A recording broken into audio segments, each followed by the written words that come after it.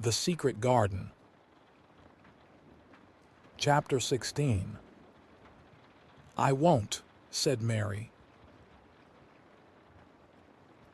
They found a great deal to do that morning, and Mary was late in returning to the house, and was also in such a hurry to get back to her work that she quite forgot Colin until the last moment. "Tell Colin that I can't come and see him yet," she said to Martha. "I'm very busy in the garden." Martha looked rather frightened. "Miss Mary," she said, "it may put him all out of humor when I tell him that." But Mary was not as afraid of him as other people were, and she was not a self-sacrificing person. "I can't stay," she answered. "Dickon's waiting for me," and she ran away. The afternoon was even lovelier and busier than the morning had been. Already nearly all the weeds were cleared out of the garden, and most of the roses and trees had been pruned or dug about. Dickon had brought a spade of his own, and he had taught Mary to use all her tools, so that by this time it was plain that though the lovely wild place was not likely to become a gardener's garden, it would be a wilderness of growing things before the springtime was over. "There'll be apple blossoms and cherry blossoms overhead," Dickon said, working away with all his might. "And there'll be peach and plum trees in bloom against th walls, and th grass'll be a carpet o' flowers." The little fox and the rook were as happy and busy as they were, and the robin and his mate flew backward and forward like tiny streaks of lightning. Sometimes the rook flapped his black wings and soared away over the treetops in the park. Each time he came back and perched near Dickon and cawed several times as if he were relating his adventures, and Dickon talked to him just as he had talked to the robin.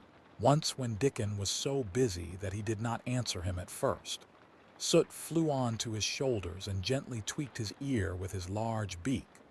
When Mary wanted to rest, a little Dickon sat down with her under a tree, and once he took his pipe out of his pocket and played the soft, strange little notes, and two squirrels appeared on the wall and looked and listened. "Tha's a good bit stronger than Tha was," Dickon said, looking at her as she was digging. "Tha's beginning to look different for sure." Mary was glowing with exercise and good spirits. "I'm getting fatter and fatter every day," she said quite exultantly. "Mrs. Medlock will have to get me some bigger dresses. Martha says my hair is growing thicker. It isn't so flat and stringy." The sun was beginning to set, and sending deep gold-colored rays slanting under the trees when they parted. "It'll be fine tomorrow," said Dickon. "I'll be at work by sunrise." "So will I," said Mary. She ran back to the house as quickly as her feet would carry her. She wanted to tell Colin about Dickon's fox cub and the rook, and about what the springtime had been doing. She felt sure he would like to hear. So it was not very pleasant when she opened the door of her room to see Martha standing waiting for her with a doleful face. "What is the matter?" she asked. "What did Colin say when you told him I couldn't come?" Said Martha, "I wish Tha'd gone. He was nigh goin' into 1-0. His tantrums. There's been a nice to do all afternoon to keep him quiet. He would watch the clock all th time." Mary's lips pinched themselves together. She was no more used to considering other people than Colin was, and she saw no reason why an ill-tempered boy should interfere with the things she liked best. She knew nothing about the pitifulness of people who had been ill and nervous, and who did not know that they could control their tempers and need not make other people ill and nervous too. When she had had a headache in India, she had done her best to see that everybody else also had a headache or something quite as bad, and she felt she was quite right. But of course now she felt that Colin was quite wrong. He was not on his sofa when she went into his room. He was lying flat on his back in bed, and he did not turn his head toward her as she came in. This was a bad beginning, and Mary marched up to him with her stiff manner. "Why didn't you get up?" she said. "I did get up this morning when I thought you were coming," he answered without looking at her. "I made them put me back in bed this afternoon. My back ached, and my head ached, and I was tired. Why didn't you come?" "I was working in the garden with Dickon," said Mary. Colin frowned and condescended to look at her. "I won't let that boy come here if you go and stay with him instead of coming to talk to me," he said. Mary flew into a fine passion. She could fly into a passion without making a noise. She just grew sour and obstinate and did not care what happened. "If you send Dickon away, I'll never come into this room again," she retorted. "You'll have to if I want you," said Colin. "I won't," said Mary. "I'll make you," said Colin. "They shall drag you in." "Shall they, Mr. Raja?" said Mary fiercely.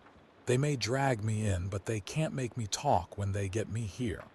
I'll sit and clench my teeth and never tell you one thing. I won't even look at you. I'll stare at the floor." They were a nice, agreeable pair as they glared at each other. If they had been two little street boys, they would have sprung at each other and had a rough-and-tumble fight. As it was, they did the next thing to it. "You are a selfish thing," cried Colin. "What are you?" said Mary. "Selfish people always say that. Anyone is selfish who doesn't do what they want. You're more selfish than I am. You're the most selfish boy I ever saw." "I'm not," snapped Colin. "I'm not as selfish as your fine Dickon is. He keeps you playing in the dirt when he knows I am all by myself. He's selfish if you like." Mary's eyes flashed fire. "He's nicer than any other boy that ever lived," she said. He's like an angel." It might sound rather silly to say that, but she did not care. "A nice angel," Colin sneered ferociously. "He's a common cottage boy off the moor." "He's better than a common Raja," retorted Mary. "He's 1,000 times better." Because she was the stronger of the two, she was beginning to get the better of him. The truth was that he had never had a fight with anyone like himself in his life, and upon the whole, it was rather good for him, though neither he nor Mary knew anything about that. He turned his head on his pillow and shut his eyes, and a big tear was squeezed out and ran down his cheek. He was beginning to feel pathetic and sorry for himself, not for anyone else. "I'm not as selfish as you because I'm always ill, and I'm sure there is a lump coming on my back," he said. "And I am going to die besides." "You're not," contradicted Mary unsympathetically. He opened his eyes quite wide with indignation. He had never heard such a thing said before. He was at once furious and slightly pleased, if a person could be both at the same time. "I'm not," he cried. "I am. You know I am. Everybody says so." "I don't believe it," said Mary sourly. "You just say that to make people sorry. I believe you're proud of it. I don't believe it. If you were a nice boy, it might be true, but you're too nasty."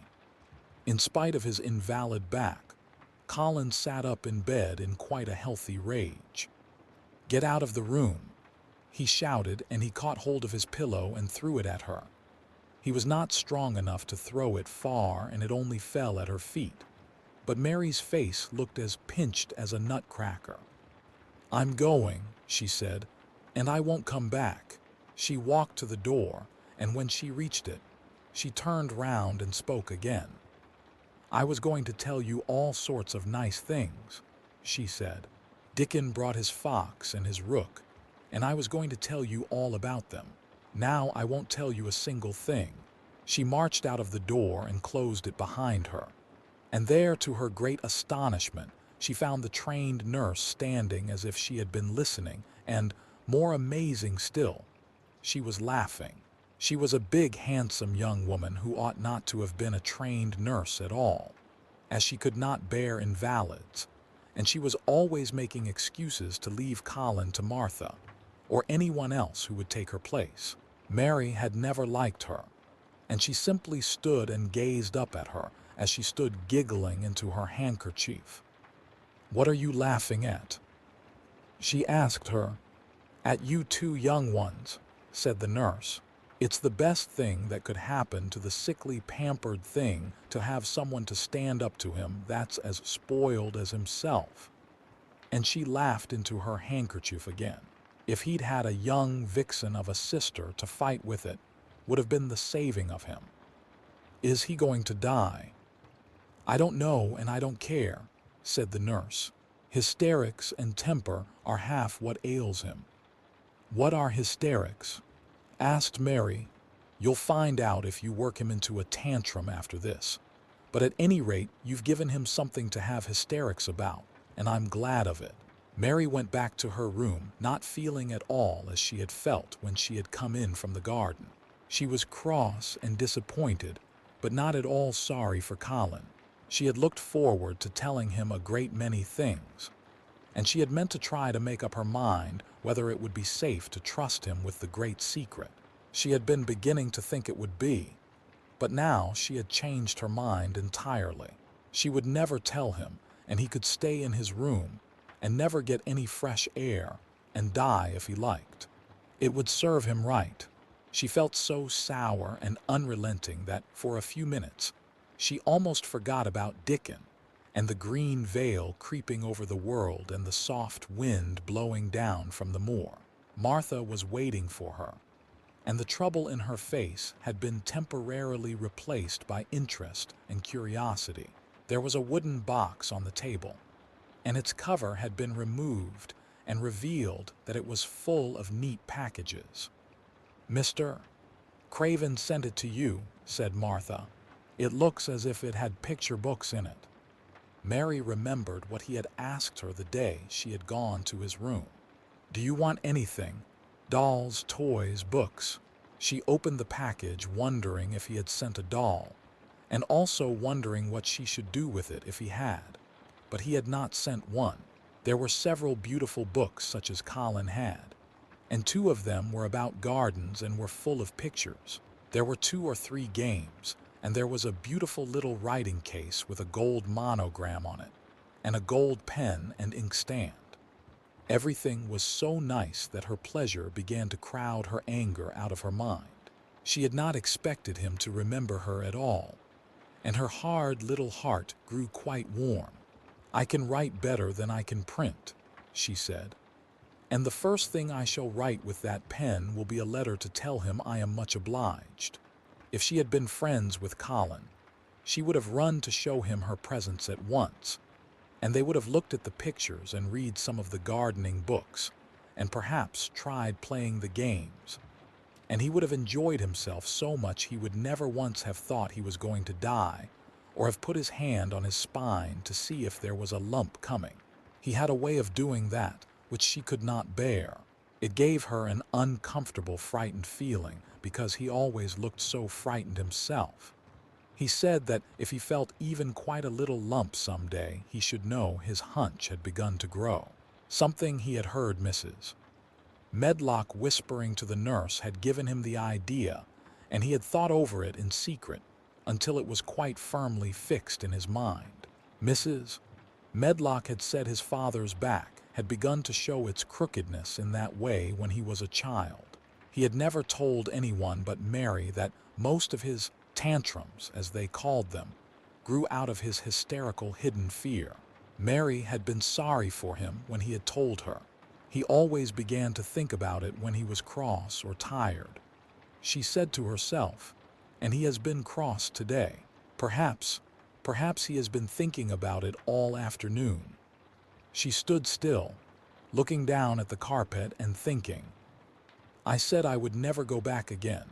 She hesitated, knitting her brows. "But perhaps, just perhaps, I will go and see if he wants me in the morning. Perhaps he'll try to throw his pillow at me again, but I think I'll go."